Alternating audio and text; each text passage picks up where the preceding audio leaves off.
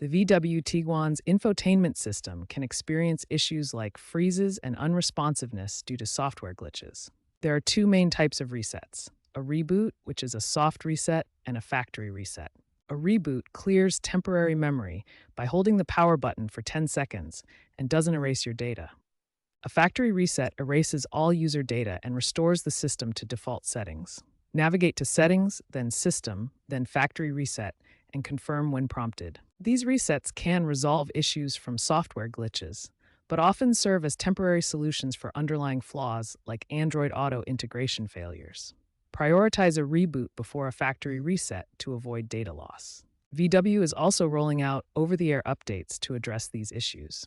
If your Tiguan's touchscreen becomes unresponsive, start by calibrating it through the Settings menu. This recalibrates the touch sensitivity to fix minor glitches. Software updates through VW's CarNet services are essential for maintaining system stability. These updates often include bug fixes for touchscreen issues and can be downloaded wirelessly. For deeper problems, a factory reset erases all user data and restores default settings. This is effective if a simple reboot fails to resolve issues. However, experts recommend professional diagnostics to avoid voiding your warranty.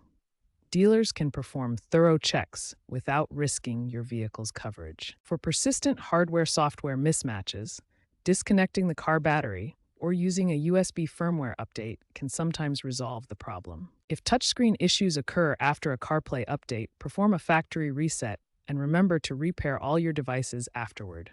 Regular software updates, checking VW service bulletins, and seeking professional help when necessary are key to maintaining a stable infotainment system.